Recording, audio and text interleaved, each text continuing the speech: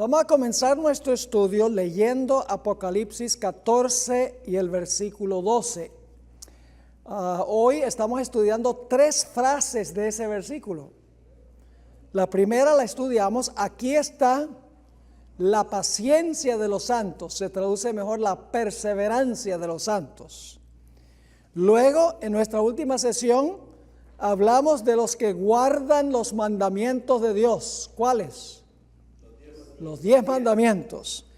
Y ahora vamos a estudiar la fe de Jesús.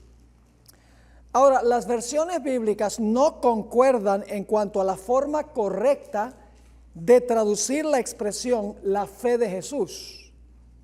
Algunos traducen la fe de Jesús, que significa la misma fe que tuvo Jesús, y otras versiones traducen la fe en Jesús, la necesidad de confiar en Él. Las reglas gramáticas del idioma griego permiten ambas posibilidades, así que debemos preguntarnos cuál de las dos traducciones es correcta: la fe de Jesús o la fe en Jesús. Vamos a encontrar que en realidad cualquiera de las dos nos enseña grandes lecciones. Ahora, si usted estuviera viajando por una carretera y perdiera el control del volante, ¿en cuál de las dos zanjas preferiría caerse? ¿En la zanja izquierda o en la zanja derecha? Y ustedes se ríen porque en realidad no importa en cuál zanja caiga uno. Apocalipsis 14:12 presenta un equilibrio perfecto entre guardar los mandamientos y la fe de Jesús. Recalca el versículo la importancia de guardar los mandamientos de Dios, pero se enfatiza igualmente la necesidad de guardar la fe de Jesús. Porque a veces la gente dice, guarda los mandamientos de Dios y tiene la fe de Jesús, o guarda la fe de Jesús. En realidad, la traducción dice que guardan los mandamientos de Dios y guardan la fe de Jesús, porque la palabra guardar se aplica a la fe de Jesús. Aquí nos enfrentamos al proverbial conflicto entre la fe y las obras, entre la ley y la gracia en el plan de la salvación. Así que hoy vamos a hablar de las dos zanjas en las cuales caen aquellos que no entienden la relación de la ley y la gracia y la relación que tienen la fe y las obras. La primera zanja es que lo podríamos llamar la zanja derecha. Es el legalismo. La idea de que podemos salvarnos por nuestras buenas obras. Esa es la primera zanja. Y cuando caemos a esa zanja, estamos perdidos. Ahora, ¿es posible rendirle a los 10 mandamientos una obediencia externa y al mismo tiempo perder la vida eterna? El joven rico es un ejemplo de esto. Mateo 19, 17 al 22 habla de uno que cayó en la zanja derecha, porque tenía la idea de que se podía salvar por guardar los mandamientos legalmente. Dice allí en Mateo el capítulo 19, 17, él le dijo, ¿por qué me llamas bueno? Ninguno hay bueno sino Dios. Mas si quieres entrar en la vida, guarda los mandamientos. Eso fue lo que estudiamos la vez pasada. Le dijo, ¿cuáles? Y Jesús dijo, no matarás, no adulterarás, no hurtarás, no dirás falso testimonio, honra a tu padre y a tu madre y amarás a tu prójimo como a ti mismo. El joven le dijo, todo esto lo he guardado desde mi juventud. Soy un observador estricto de la ley, estaba diciendo.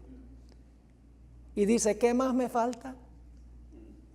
Jesús le dijo, si quieres ser perfecto, es decir, si quieres entrar a la vida eterna, anda, vende lo que tienes y dalo a los pobres, y tendrás tesoro en el cielo, y ven, sígueme. oyendo el joven esta palabra, se fue triste porque tenía muchas posesiones. Toda la observancia de la ley por el joven rico era un asunto legal sin amor, porque el amor al prójimo es el resumen de los últimos 6 mandamientos. Y es imposible guardar esos mandamientos sin amor. Así que este joven creía que se podía salvar guardando legalmente los mandamientos. Yo creo que él hubiera sido un buen primer anciano de la iglesia adventista, porque diezmaba, guardaba el sábado, no comía carne de puerco, ayunaba, tal vez era vegano, cumplía con todos los requisitos, pero no salía del corazón por amor, sino que lo hacía por sus propias fuerzas, por ganar méritos con Dios. Esa es la primera zanja. Guardar los mandamientos sin la fe. Es decir, los mandamientos, la observancia de los mandamientos no es producida por la fe, sino por la persona misma. También tenemos la historia del fariseo y el publicano que ilustra esta zanja. Lucas 18, 9 al 14 dice: a unos que confiaban en sí mismos como justos y menospreciaban a los otros, es decir, no tenían ningún amor, ¿verdad? Dijo también esta parábola: 2 hombres subieron al templo a orar. Uno era fariseo y el otro publicano. El fariseo, puesto en pie, oraba consigo mismo. ¿Con quién oraba? Con él mismo. De esta manera: Dios, te doy gracias que no soy como los otros hombres, ladrones, injustos, adúlteros, ni aún como este publicano. Ayuno 2 veces a la semana, doy diezmos de todo lo que gano. ¿Qué clase de espíritu tenía el fariseo? Era autosuficiente. Obedecía la ley por obligación, no por amor, porque despreciaba a los pecadores, al publicano. ¿Cuál era la actitud del publicano? Mas el publicano, estando lejos, no quería ni aún alzar los ojos al cielo, sino que se golpeaba el pecho diciendo: Dios, sé propicio a mi pecador. El fariseo se consideraba guardador de la ley y no consideraba que era pecador. ¿Y qué dice Jesús?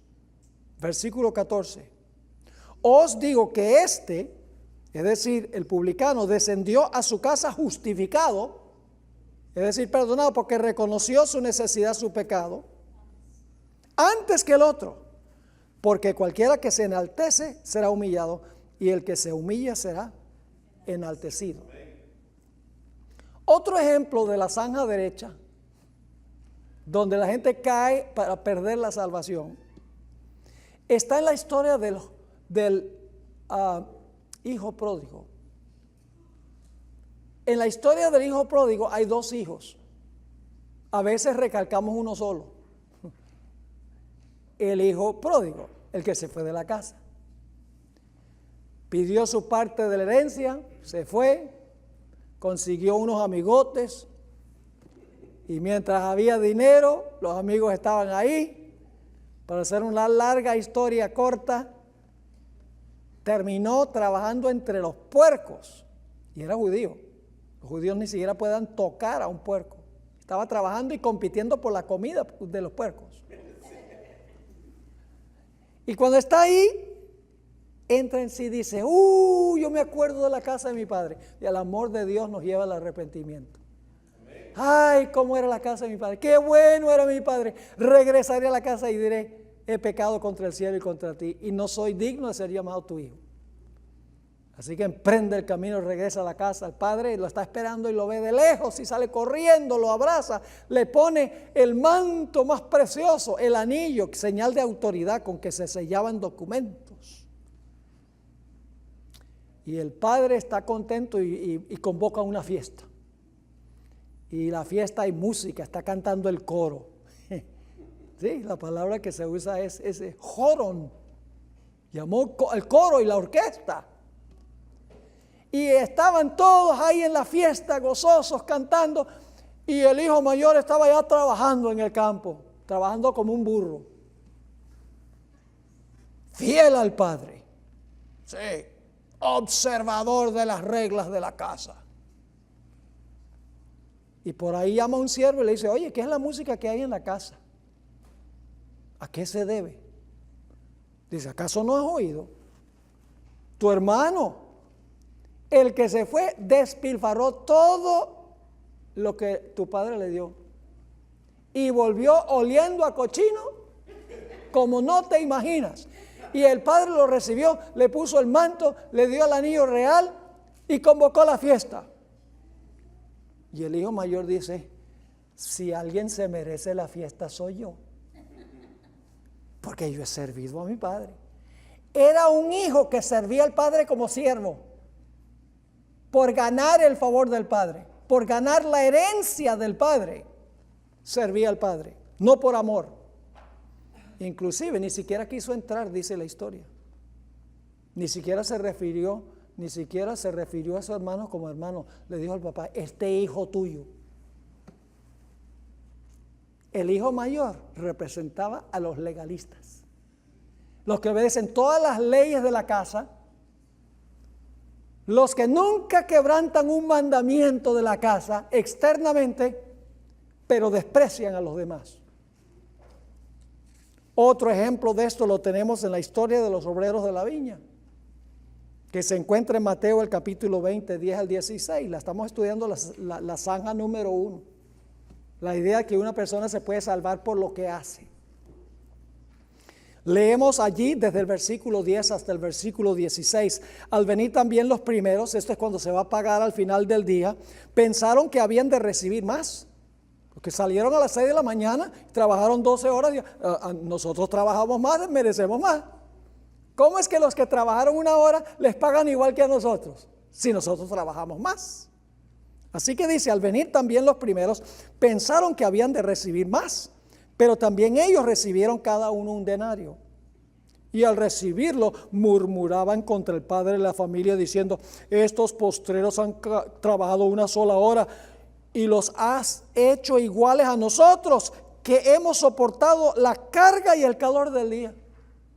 Y él respondiendo dijo a uno de ellos, amigo, no te hago agravio. ¿No conviniste conmigo en un denario?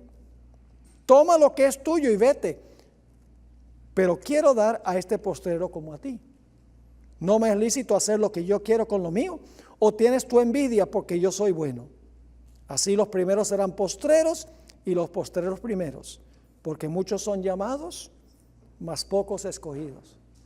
¿Qué clase de espíritu tenían los que trabajaron más? Trabajamos más y merecemos más. Pero la gracia de Dios no mira cuánto se hace. La gracia de Dios es favor inmerecido, no que ganamos por nuestras buenas obras. Jesús dijo que los fariseos hacían obras para ser vistos de los hombres.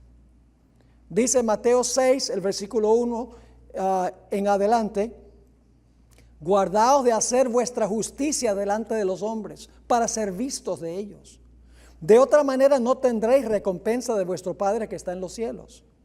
Cuando pues des limosna, no hagas tocar la trompeta delante de ti, como hacen los hipócritas en las sinagogas y en las calles, para ser alabados por los hombres. Pueden imaginarse, los fariseos sacaban la trompeta. Tal vez ellos no la tocaban, pero los sacerdotes del templo. ¡Tatará! Y venía la gente para ver cómo los fariseos daban sus ofrendas grandotas. ¿Con qué propósito? Para ser alabados por los hombres. Eran obras egoístas. Jesús dijo, de cierto os digo que ya tienen su recompensa.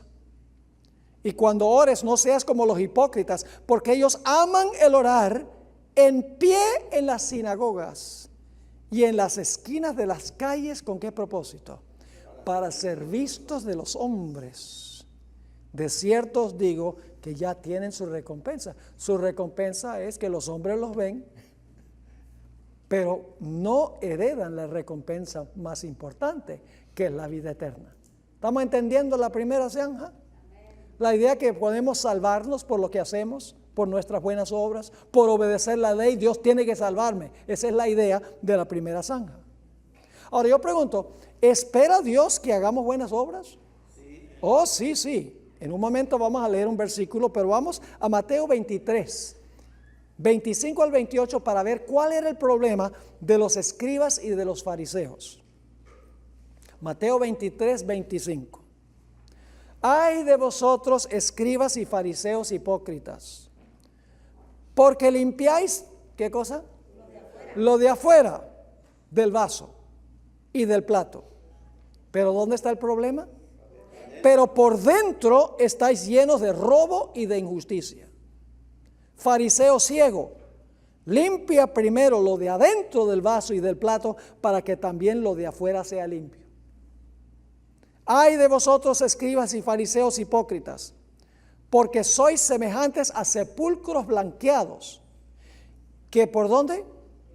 Por fuera, a la verdad, se muestran hermosos, mas por dentro están llenos de huesos, de muertos y de toda inmundicia. Así también vosotros por fuera, a la verdad, os mostráis justos a los hombres, pero por dentro estáis llenos de hipocresía e iniquidad. ¿Está clara la primera zanja? La primera zanja se compone de aquellos que creen que porque legalmente guardan la ley de Dios, guardan los 10 mandamientos externamente, aunque no aman a los demás, Dios les debe salvación. Entonces la salvación no es por gracia, la salvación es por obras. Esa es la primera zanja. Pero hay una segunda zanja. La idea de que Dios nos va a salvar sin obras. Porque Dios derrama la gracia y por lo tanto no tenemos que guardar los mandamientos. Es la otra zanja, la zanja izquierda. Y los que caen en esa zanja están tan perdidos como los que están en la zanja derecha. Porque no somos salvos por obras, ni tampoco seremos salvos sin obras. Noten lo que dice Mateo 5:16, que pasé por alto. Así alumbre vuestra luz, dice Jesús, delante de los hombres. ¿Hay algún problema que nuestra luz brille delante de los hombres? No, siempre y cuando algo, dice. Así alumbre vuestra luz delante de los hombres para que vean vuestras buenas obras. Fíjense que no hay ningún problema en hacer buenas obras, pero ¿con qué propósito? Y glorifiquen a vuestro Padre que está en los cielos. ¿Está claro? Yo usé una ilustración en nuestro tema, dar gloria a Dios. De noche salen y ven esa luna hermosa, plateada, llena. Ay, qué linda está la luna esta noche. Pero en realidad la luna es fea. Si no fuera por el sol que brilla sobre la luna sería fea. ¿De dónde viene la luz de la luna? Del sol. Entonces lo que hay que decir es, qué lindo está el sol esta noche. Cristo es el sol. Nosotros somos lunas. Y cuando Cristo brilla sobre nosotros, nosotros irradiamos su luz a otros. Y la gloria es para el sol, no para nosotros. Como la gloria de la luna, en realidad es la gloria del sol. Ahora vamos a ver la otra zanja.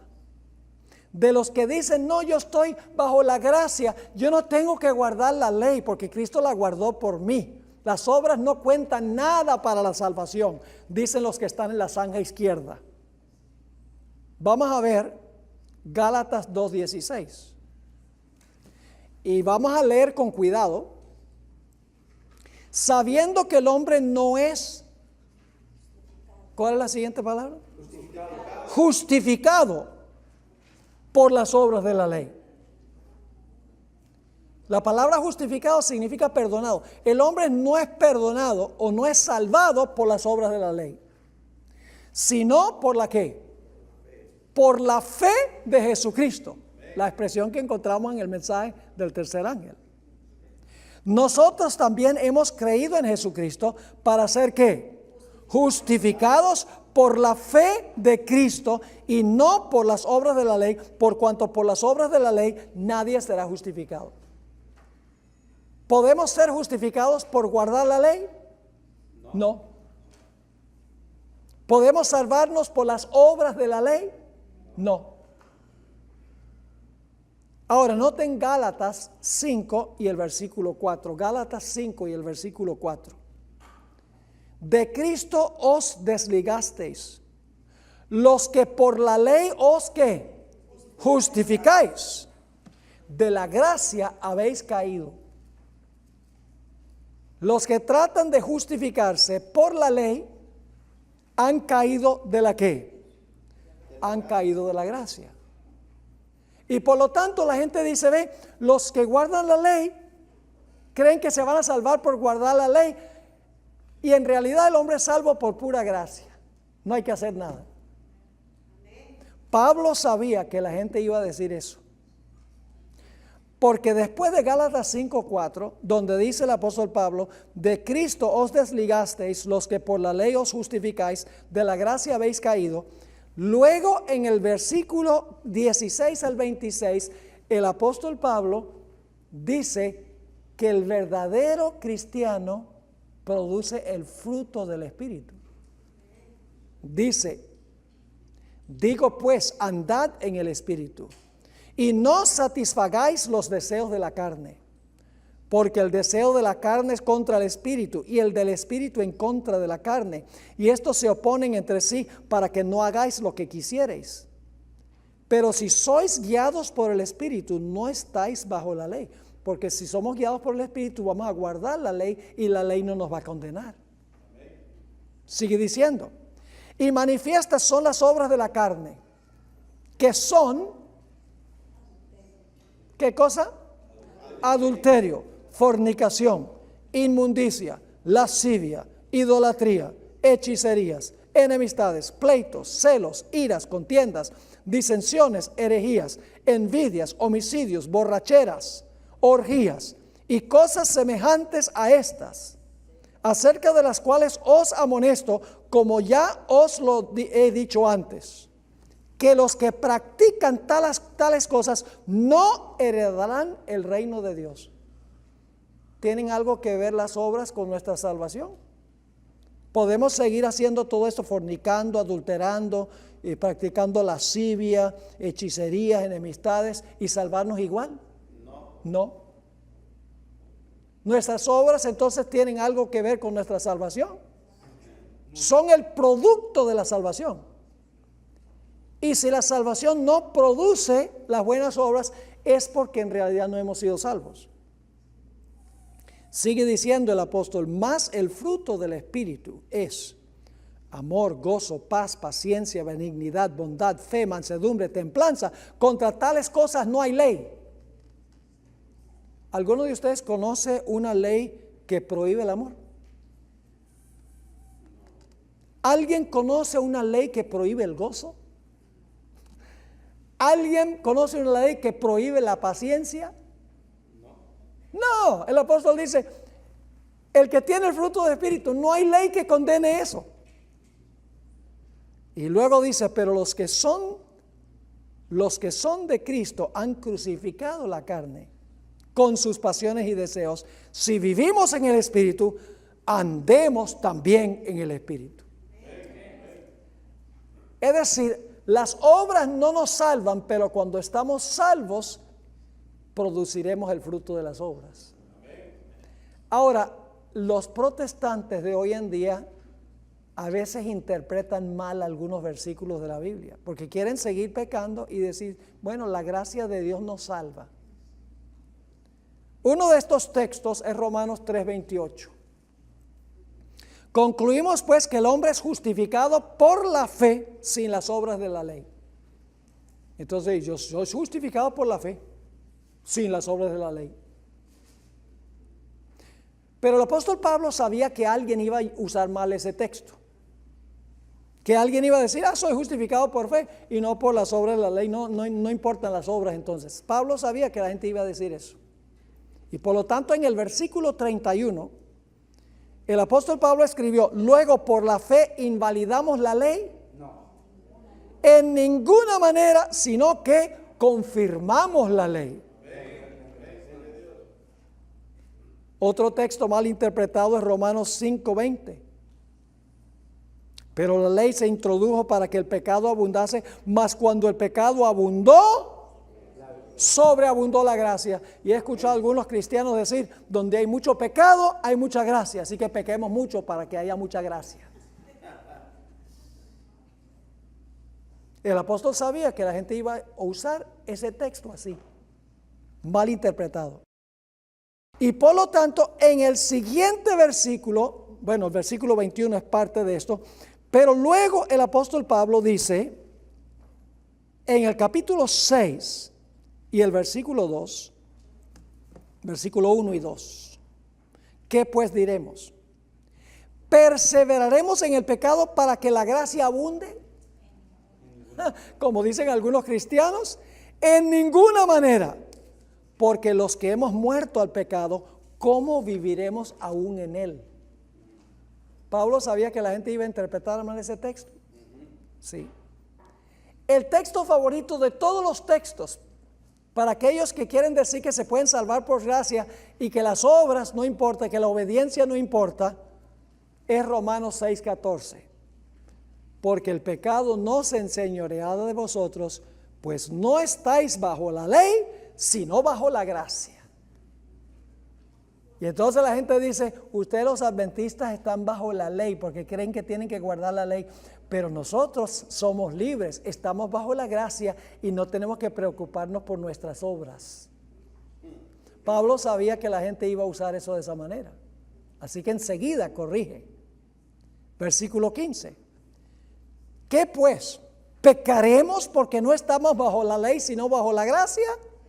En ninguna manera. ¿No sabéis que si os sometéis a alguien como esclavos para obedecerle, sois esclavos de aquel a quien obedecéis, sea del pecado para muerte o sea de la obediencia para justicia? ¿Está claro? Ahora, saben que el apóstol Pablo tuvo algo muy bueno que decir de las buenas obras. Pablo tiene mucho que decir en cuanto a las buenas obras, producidas por la fe. Fe sin obras, obras sin fe no salvan. Muchos adventistas creen que por las obras se salvan. La gente que no es adventista dice, por la gracia me salvo y las obras no importan. Lo que se necesita es una fe que obra. Esa es la fe de Jesús. Guardan los mandamientos de Dios y ¿qué? Y la fe de Jesús. Noten Tito 1:6. Profesan conocer a Dios. Aquí hay cierta clase de cristianos. Pero con los hechos lo niegan, siendo abominables y rebeldes, reprobados en cuanto a toda buena obra. En 1 Juan 2, 3 y 4. Vamos a empezar en el versículo 3 hasta el versículo 6. En esto sabemos que nosotros le conocemos, si guardamos sus mandamientos. El que dice yo le conozco y no guarda sus mandamientos, el tal es mentiroso. El que dice yo conozco a Jesús y soy salvo por gracia, no tengo que guardar la ley, es que mentiroso y la verdad no está en él. Pero el que guarda su palabra, significa el que obedece su palabra, en este verdaderamente el amor de Dios se ha perfeccionado. Por esto sabemos que estamos en él. El que dice que permanece en él debe andar como él anduvo. Cuando la Biblia habla de andar, figurativamente significa conducta. Es decir, el que permanece en él debe tener una conducta como la que tuvo Jesús. Mateo 7, 21 al 23. Habla de personas que hicieron muchas obras, pero pensaban que no tenían que guardar la ley. Dice allí, no todo el que me dice Señor, Señor, entrará en el reino de los cielos, sino el que hace la voluntad de mi Padre que está en los cielos. Muchos me dirán en aquel día, Señor, Señor, ¿no profetizamos en tu nombre? Y en tu nombre echamos fuera demonios, y en tu nombre hicimos muchos milagros. ¿Estas son gente que profesaba ser cristiana? Sí, porque lo está haciendo en el nombre de ¿quién? En el nombre de Jesús. Profesan ser cristianos. ¿Qué va a decir Jesús? Entonces les declararé, nunca os conocí, apartados de mí, hacedores de maldad. La palabra maldad, como hemos dicho, es la palabra anomías, apartados de mí, transgresores de la ley. Se puede traducir la misma palabra de 1 Juan 3:4. Es decir, tiene que haber un equilibrio entre los mandamientos de Dios y la fe de Jesús. Entre observar la ley y producir buenas obras. Entre la ley y la gracia, un equilibrio. Ambos tienen su lugar adecuado, pero hay que ponerlos en su orden correcto. La fe produce las obras. Las obras no producen la fe. La fe que obra salva.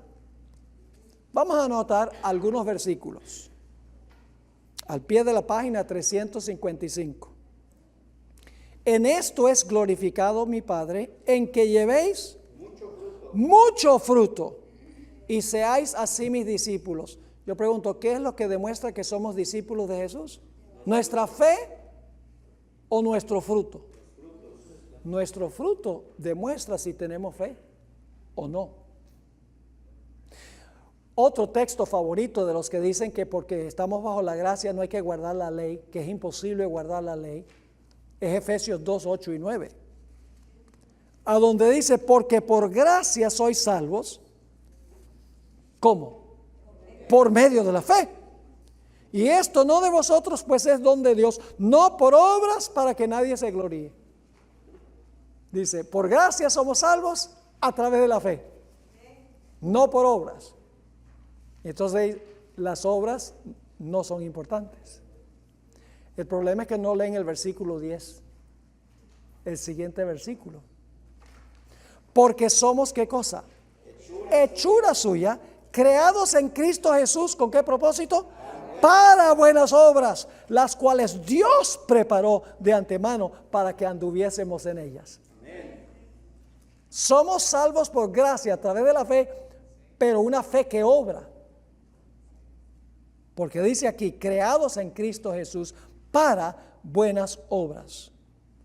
La mayoría de los cristianos prefieren la gracia por encima de la ley y la fe por encima de las obras. Pero hay un pasaje en el libro de Santiago que demuestra que la fe y las obras son de igual importancia. Vamos a mirar ese pasaje.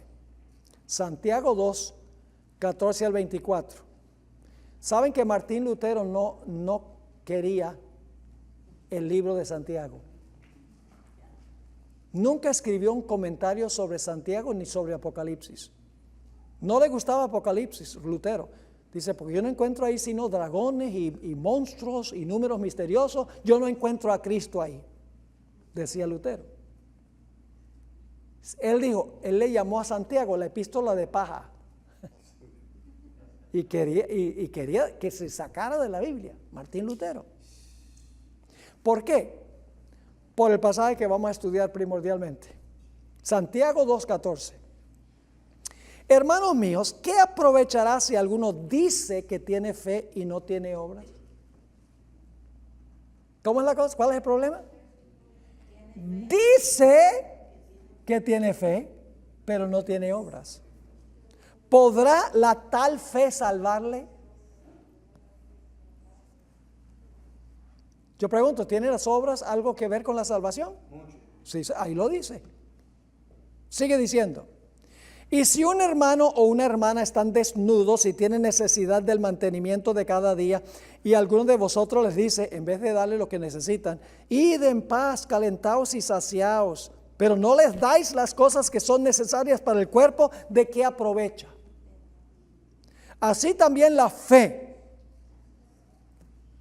si no tiene obras, es muerta en sí misma.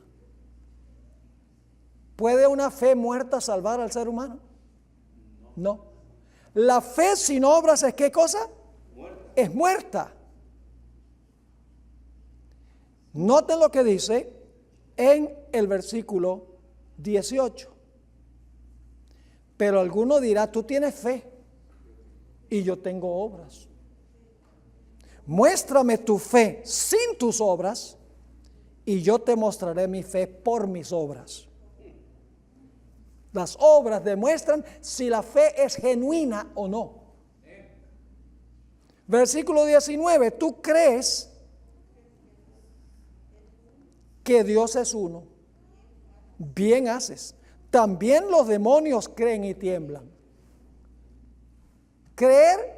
Satanás cree que Cristo murió. Satanás cree que Cristo resucitó. Satanás cree que Jesús está intercediendo.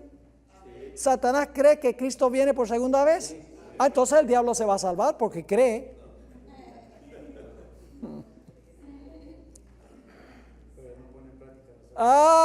El problema son con las obras. Exactamente. Así que si creemos solo en la cabeza como los demonios, ¿de qué sirve? Los demonios también creen intelectualmente sin que afecte su vida. Sigue diciendo, mas quieres saber, hombre vano, que la fe sin obras es muerta. Y ahora viene lo que Lutero no podía entender. No fue justificado Abraham por las obras, Abraham, nuestro padre, cuando ofreció a su hijo Isaac sobre el altar. ¿Cómo fue justificado Abraham cuando ofreció al hijo? Por las obras. Ahora tenemos que tener cuidado en la forma como interpretamos esto. ¿Cómo demostró Abraham que tenía fe? ¿Qué tal si Dios le dice a Abraham, Abraham, lleva a tu hijo, tu único, y sacrifícalo? Y Abraham dice, Señor, gracias por esta gran revelación. Aquí me quedo en mi casa. Te creo, te creo. ¿Cómo demostró Abraham que tenía fe y que creía en Dios? Porque llevó a su hijo para sacrificarlo. Su fe era una fe viva, porque tenía obras. Así que dice en el versículo 22, ¿no ves que la fe actuó juntamente con sus obras? Van juntas. No es fe u obras. El hombre no es salvo por fe sola, ni por obras solas, ni fe más obras, sino por una fe que obra. Dice, ¿no ves que la fe actuó juntamente con sus obras? Y que la fe se perfeccionó por las obras. La palabra perfeccionó significa se completó. La fe se completó con las obras. Y se cumplió la escritura que dice, Abraham creyó a Dios y le fue contado por justicia y fue llamado amigo de Dios. Vosotros veis pues que el hombre es justificado por las obras y no solamente por la fe. Claro, está hablando de una fe sin obras. Según el contexto, la fe sin obras. Ahora voy a usar otro ejemplo. Asimismo también Rahab la ramera no fue justificada por obras cuando recibió a los mensajeros y los envió por otro camino. Porque como el cuerpo sin espíritu está muerto, así también la fe sin obras está muerta. Ahora, Pablo dice que somos justificados por la fe sin las obras de la ley. Y Santiago dice, ¿no, acaso no somos justificados por obras? Entonces, ¿se contradicen Pablo y Santiago? Vamos a mirar esto en la página 356. Pablo recrimina a los que enseñan que las buenas obras nos justifican y salvan ante Dios. El énfasis de Pablo recae sobre cómo se salva una persona, mientras que el énfasis de Santiago recae sobre cómo debe vivir una persona que está en verdad salva. Pablo usa el ejemplo de Abraham al comienzo de su vida, cuando salió de Ur, cuando Dios lo llamó. Santiago se refiere a Abraham al final de su vida, cuando obedeció a Dios al estar dispuesto a sacrificar a su hijo. Pablo escribe a los que necesitan escuchar en cuanto a la gracia de Dios. porque creían que se podían salvar por sus obras. Y Santiago le escribe a aquellos que necesitan escuchar en cuanto a la ley de Dios. Pablo y Santiago definen la palabra obras en forma distinta. Para Pablo la expresión obras de la ley es negativa. Por definición, en los escritos de Pablo, la expresión obras de la ley, eso es negativo. No son buenas obras. Por definición, son obras que la gente hace para ganar mérito ante Dios. Así que para Santiago y Pablo, la definición de la palabra obras es distinta. Para Pablo, las obras de la ley es negativa, pues se hacen con el motivo de ganar la salvación. Santiago usa la palabra obras en sentido positivo, pues son el fruto de la salvación. Pablo condena las obras que no vienen de la fe, y Santiago condena la fe que no produce buenas obras. Pablo y Santiago estaban de acuerdo en su concepto de la justificación por la fe. Después que Pablo escribió que aquellos que procuran justificarse por sus obras han caído de la gracia, en el siguiente versículo dice: porque en Cristo Jesús ni la circuncisión vale algo, ni la incircuncisión, sino la fe que obra por el amor. Yo pregunto, ¿qué es más importante? ¿Un cuerpo sin aliento o un aliento sin cuerpo? En realidad se necesitan ambos juntos. La fe y las obras son como dos caras de una moneda. Usted no puede tener una cara de la moneda sin la otra. La fe y las obras son como dos remos de un bote. ¿Cuál remo es más importante, el derecho o el izquierdo? Si rema con el derecho va a dar círculos a la izquierda, y si rema con el izquierdo va a dar círculos a la derecha. No va a avanzar. Fe y obras son como dos remos. Para tener una vida cristiana que avanza hay que tener una fe que obra. La fe y las obras son como dos ejes de un carro. Yo pregunto, cuando prenden el carro y arrancan por la mañana, ¿cuáles ruedas se mueven primero? ¿Las de adelante o las de atrás? Siempre la gente pregunta, bueno, ¿es tracción delantera o tracción trasera? No importa. Porque si es tracción trasera, el instante que se mueven las ruedas de atrás, las de adelante siguen. La fe es el poder propulsor. Y las obras es lo que sigue cuando hay fe. El hombre es salvo por gracia, pero será juzgado por obras, porque las obras demuestran si la fe fue genuina o no. La fe es la fuerza invisible que produce buenas obras, y las obras son la manifestación visible de la fe. Pablo escribe sobre la raíz de la salvación y Santiago escribe en cuanto al fruto de la salvación. La fe es la motivación interna de las obras, y las obras son la manifestación externa de la fe. Imagínense que yo le contara una historia interesante, una historia de un hombre que tiene un árbol de aguacate en el patio. Lleva 20 años con ese árbol y nunca ha producido un aguacate. Dice, wow, este árbol es una vergüenza, los vecinos la miran, no tiene ni un solo aguacate. Es vergonzoso. Dice, yo sé lo que voy a hacer esta noche, voy a ir a Walmart y voy a comprar 200 aguacates. Y voy a regresar cuando todos están durmiendo y con hilos yo voy a colgar los aguacates en el árbol. Y toda la noche está colgando los aguacates con hilos. Y por la mañana se levantan los vecinos y dicen, ¡wow! De la noche a la mañana el árbol tiene aguacates, pero están artificialmente colgados. Así son los que hacen obras sin fe. No es porque el Espíritu está en el corazón, sino que cuelgan las buenas obras en su vida. No vienen por la naturaleza del árbol. Noten lo que dice Tito, el capítulo 2 y el versículo 11 al 14. Tito 2, 11 al 14. Porque la gracia de Dios se ha manifestado para salvación a todos los hombres. ¿Cómo somos salvos? por la gracia de Dios, dice allí. Pero ahora escuchen, la gracia nos enseña algo, enseñándonos que, renunciando a la impiedad y a los deseos mundanos, vivamos en este siglo sobrio, justa y piadosamente, aguardando la esperanza bienaventurada y la manifestación gloriosa de nuestro gran Dios y Salvador Jesucristo. Ahora, ¿por qué se dio Jesús? ¿Por qué es que Jesús nos salva con su gracia?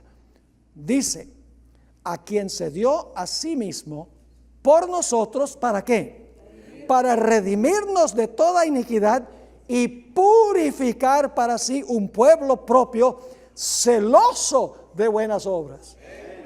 Así que Pablo tiene mucho que decir de buenas obras también. Noten Tito 3, versículo 4 al 8.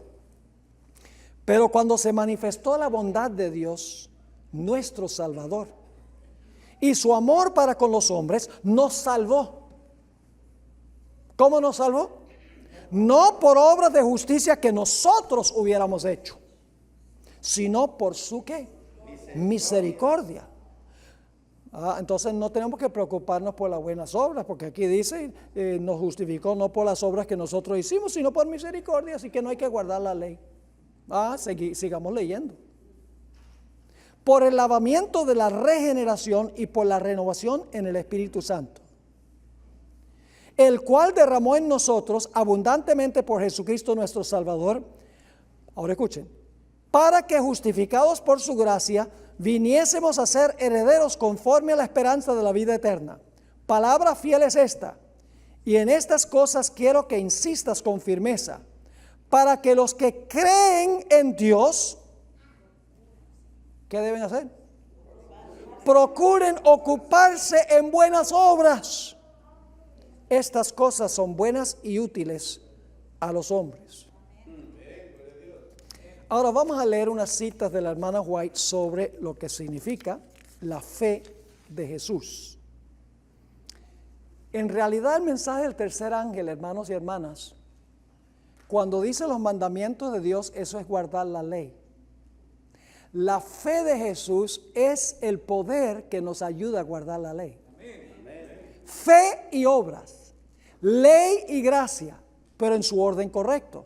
Fíjense lo que escribió Elena White, Mensajes Selectos, tomo 1, página 438. Es esencial tener fe en Jesús y creer que habéis sido salvados por Él. Pero hay peligro de tomar la posición que muchos toman al decir estoy salvado. Muchos han dicho, usted tiene que hacer buenas obras y vivirá.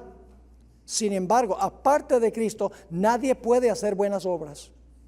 Muchos dicen hoy, cree, solamente cree y vivirás. La fe y las obras van juntas. El creer y el hacer se entremezclan. ¿Ven el equilibrio? Ahora fíjense la siguiente cita. Se ha perdido de vista la fe de Jesús. Esta ha sido tratada de una manera descuidada. No ha ocupado la posición destacada en la cual le fue revelada a Juan. Ahora está hablando ella de la fe de Jesús en el mensaje del tercer ángel. La fe en Cristo como la única esperanza del pecador ha sido dejada fuera de consideración y excluida, no solo de los discursos, sino también de la experiencia de muchísimos que dicen creer en el mensaje del tercer ángel. ¿Qué ha sido excluido? La fe en Cristo. La fe de Jesús, en otras palabras. Ahora sigue la cita. El mensaje del tercer ángel, fíjense que está comentando sobre la fe de Jesús en el mensaje del tercer ángel. El mensaje del tercer ángel es la proclamación de los mandamientos de Dios y la fe de Cristo Jesús. Los mandamientos de Dios han sido proclamados, dice ella, pero la justicia de Jesús, dándole igual importancia, no ha sido presentada por los adventistas del séptimo día, haciendo que la ley y el evangelio vayan ¿qué? De la mano. No puedo hallar palabras para presentar este tema en toda su plenitud. Luego sigue, la fe de Jesús, se habla poco, se habla de ella, pero no ha sido entendida. ¿Qué constituye la fe de Jesús? Que pertenece al mensaje de ¿qué? Está comentando de la expresión fe de Jesús en el mensaje del tercer ángel. Aquí está la respuesta. Jesús convertido en el ser que lleva nuestros pecados para llegar a ser el Salvador que perdona el pecado. Él fue tratado como nosotros merecemos ser tratados. Vino a nuestro mundo y llevó nuestros pecados para que nosotros pudiéramos llevar su justicia. Y la fe en la capacidad de Cristo para salvarnos en forma amplia, completa y total es la fe de Jesús. La fe de Jesús significa confiar en su sacrificio, confiar en su vida, confiar que Él cargó nuestra pena, tener fe en Él. Pero esa fe, si es genuina, va a producir obediencia a la ley. Sigue describiendo ella en el libro El Evangelismo, página 143. Está hablando del mensaje de Jones y Waggoner, esos dos campeones en el Congreso de la Conferencia General en 1888. Dice, este mensaje tenía que presentar en forma más destacada ante el mundo al sublime Salvador, el sacrificio por los pecados del mundo entero. Ahora escuchen. Presentaba la justificación por la fe en el garante. Invitaba a la gente a recibir la justicia de Cristo. Esa es la fe de Jesús, que se manifiesta en la obediencia a todos los mandamientos de Dios. ¿Captan el equilibrio? Este es el mensaje que Dios ordenó que fuera dado al mundo. Es el mensaje del tercer ángel que ha de ser proclamado en alta voz y acompañado por el derramamiento de su espíritu en gran medida. Hermanos y hermanas, esto sencillamente significa que contemplamos a Jesús en Getsemaní en la cruz, cómo agonizó llevando los pecados de todo el mundo, los nuestros. Sudó gotas de sangre, clamó, ¿por qué me has desamparado? Quita la copa de tu ira, Señor, si puedes. 3 veces oró eso. Lo contemplamos y decimos a Jesús, Señor Jesús, ¿por qué te pasó eso? Porque yo cargué tus pecados. Y eso nos lleva a arrepentirnos. Señor Jesús, perdóname por mis pecados, por lo que te hicieron a ti. Y yo pregunto, cuando captamos eso, ¿vamos a odiar el pecado? Sí, por lo que le hizo a Jesús. ¿Vamos a odiar el pecado? ¿Vamos a querer obedecer? Sí. ¿Va a darnos su espíritu para que podamos obedecer y odiar el pecado? Sí. ¿Están entendiendo lo que es la fe de Jesús y los mandamientos de Dios? Ahora, quiero leer una última cita antes de terminar. El papado es el protagonista principal de la última Babilonia. Y el papado alcanza 2 clases de personas. El papado, en otras palabras, mete a la gente en una zanja o en otra zanja. Conflicto de los siglos 629. Un estudio de la Biblia hecho con oración mostraría a los protestantes el verdadero carácter del papado y se lo haría aborrecer y rehuir. ¿Cómo podrían saber los protestantes el verdadero carácter del papado? El estudio de la Biblia. Sigue escribiendo. Pero muchos son tan sabios en su propia opinión que no sienten ninguna necesidad de buscar humildemente a Dios para ser conducidos a la verdad. Aunque se enorgullecen de su ilustración, desconocen tanto las Sagradas Escrituras como el poder de Dios. Necesitan algo para calmar sus conciencias. Y vamos a ver que es usando 2 métodos de calmar la conciencia. Y buscan lo que es menos espiritual y humillante. Lo que decían es un modo de olvidar a Dios, pero que parezca recordarlo. Qué tremenda cita. El papado responde perfectamente a las necesidades de todas esas personas. El papado es adecuado a dos clases de seres humanos que abarcan casi a todo el mundo. Los que quieren salvarse por sus méritos, esa es una zanja, y los que quisieran salvarse en sus pecados, esa es la segunda zanja. Tal es el secreto de su poder. ¿Cuál es el secreto del poder del papado?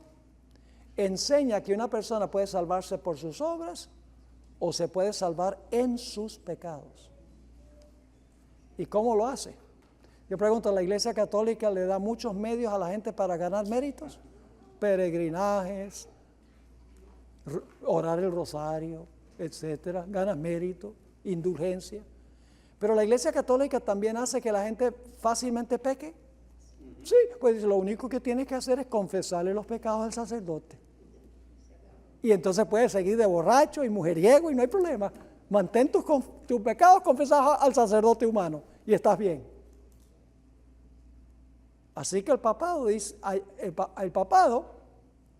anima a los que se quieren salvar por sus obras y también a aquellas personas que se quieren salvar en sus pecados. El pueblo de Dios, mis hermanos y hermanas, al final de la historia, presentará al mundo el equilibrio entre la fe de Jesús y los mandamientos de Dios.